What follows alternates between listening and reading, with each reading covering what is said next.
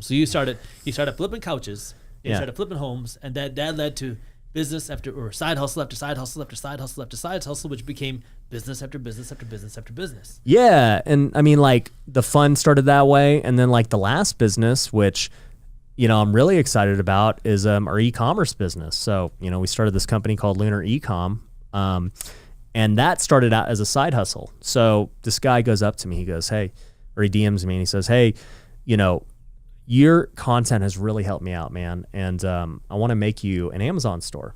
And I go, dude, I don't really care. Like, it doesn't matter. I've seen these Amazon automation things, and whatever. And he goes, but dude, like, I'll do it for free. Like, you have nothing to lose. Just try it out. And I go, all right, I'm always down to try new things. So I do it, and then the store starts making money, and I'm like, this is weird. Like, I'm not doing anything, and it's making money. What are you selling? So it does, it's drop shipping. And so what we sell every month just changes every month. Like, it's just random crap. Like, we might sell this cup. We might sell, a plate, paper towels, toilet paper. Like, it's just anything you can make a spread on.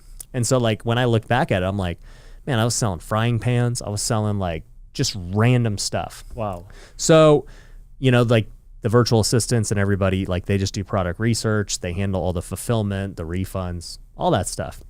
And after a while, I just started documenting it on YouTube. I was like, hey guys, here's what my Amazon store made. Like, it's pretty cool. And guess what happened? Everybody goes, who's your guy? Yeah. It's very similar to the tax, very similar to everything else I created. And eventually, after seeing it in person for months, and after looking at his business and looking at other people who were in the industry, I was like, all right, I did not want to do this, nor did I plan to, but I'm going to get into the e-commerce business. And so, I launched Lunar Ecom, and just like the demand for it was insane. Like, we've got hundreds of clients now, and I barely promote it because, like, we've been swamped with so many leads and people that I didn't hire enough staff. Like, I didn't expect the amount of people that would want a store. And, for me, just like, that business has the potential to be so big that I'm just trying to grow it slower than my other stuff of, like, hiring and making sure we get everything built out. But yeah, like, between those 6 businesses, like, those are what are making me 95% of my stuff. Like, the rentals and, other things are great. I had staked my crypto. We were talking about that on my podcast. That was making me a little bit of money. And, but at the end of the day, for me, nothing pays more than owning businesses. Right. So now someone who's watching this, they're 25 to, let's say, 40 years old. They're working a job right now. What is something that they can do right now to start earning some more money? Because I think what a lot of people are saying is, holy crap, my job isn't paying me enough. Inflation is really ramping up. Things are getting expensive. Right. I need some extra cash. Yeah. So what do they do? Well, it really depends. Like, one of my philosophies after going through this for a long time was, like, you should develop one skill that can make you a lot of money. Like, that's what I always say. Like, so for me, that skill was flipping houses. That was the first time I ever started to make a good chunk of change. Okay. For a lot of friends I talk to, like, they become YouTubers, and that's how they make a lot of money. Like, that's great. If your skill is being a really good realtor and you're great at selling houses, fantastic. Get good at that. If it's e-com and you're a great drop shipper on your own, great, do that. But I think everybody, in order to be wealthy, in order to be wealthy quickly, because you could follow the Dave Ramsey approach and, grow your wealth slow. You could save, you could buy a house here, save up a few years later, buy a house here. But really, the only path to accelerating wealth is to figure out how to make an active income that makes you at least a couple $100,000 a year. And then from there, investing that active income into real estate, crypto, assets, all these things. So, like, is there one that you'd recommend now for young people or really anyone in this economy? For me, man, I look at all these YouTube videos, and there's so many things I see people, pushing. People are like, oh, start trading Forex. People are like, be a day trader. Go buy GameStop. Be a crypto trader. For me, real estate's what made me my money, and it's made many of my students money. And it's just been the thing that's been around for freaking forever, since the beginning of time. Like, real estate will always be there. It always has been there. And if you're good at finding deals, you will make money. You don't have to buy them. You could wholesale them. You could flip them. You can keep them as rentals. Like you'll never, like there's no way real estate ever stops. But are you worried about a potential real estate crash? I mean, Zillow was in the real estate flipping business for a little while. Zillow started buying homes, and then come 2021, they announced that, well, the real estate market isn't looking so hot. We can't make the profits that we wanted. So they started liquidating their homes, and they shut down this entire business. They lost hundreds of millions of dollars. Aren't you worried about the real estate market? Well, you know what's funny about Zillow and Open Door and these guys is they've made me a lot of money. Really? Yeah, because a lot of people were like, especially realtors, are saying, man, I don't like Zillow's buying these houses. They're going to kill our commissions. And, you know, flippers were thinking, oh, Open Door is going to start taking up all of our leads and all this stuff. But what we did was we still did our marketing. We still got deals, but we started selling to them. And so we've sold deals to Open Door, to Zillow. My students have done the same thing. You know if Zillow's buying the home? Yeah, like we'll buy the home and then we'll submit it to Zillow and say, hey, give us an offer. And so if they gave us a good offer we like, we'd sell it to them. Would they give you good prices on your homes? Well, okay, so this is why Zillow just had their downfall, because I actually did a YouTube video about this. I saw a Twitter feed about a guy talking about Zillow failed because of adverse selection. And so essentially what was happening with Zillow is they're going to be offering on anybody that submits for an offer, right? So say 100 people offer.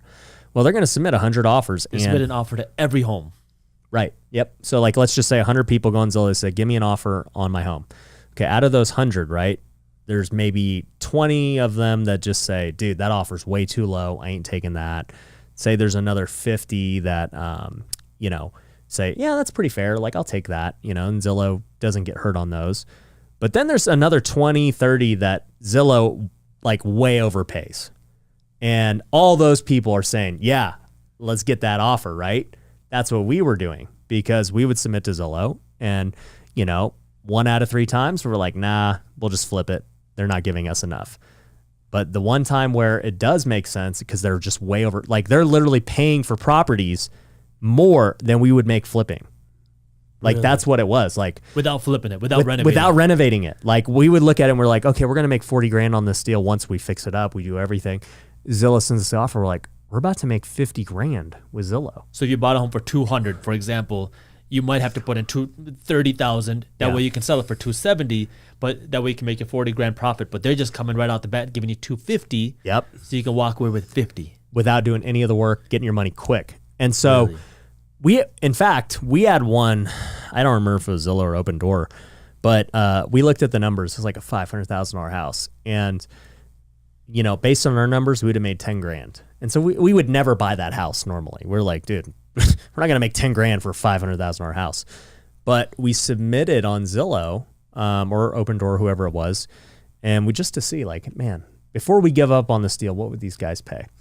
And it was over $100,000 profit. What? And I go to my team, I go, hey, you better make sure that they're going to buy this, because if we buy it and they don't, we're kind of screwed, because like you can't make 10 grand on a $500,000 house. You're going to lose money if anything wrong happens. And they go, yeah, no, they walked it. Like they're good. We just need to buy it. So we bought it. We sold it to them. We made over 100 grand. So you were looking at homes, and before you even bought the home, you were already submitting it to Zillow. Yep. To buy. Yep. And if they would offer you more than what you could buy it for in the open market. Yep. I don't think people heard that correctly, because you are blowing my mind right now. Yeah.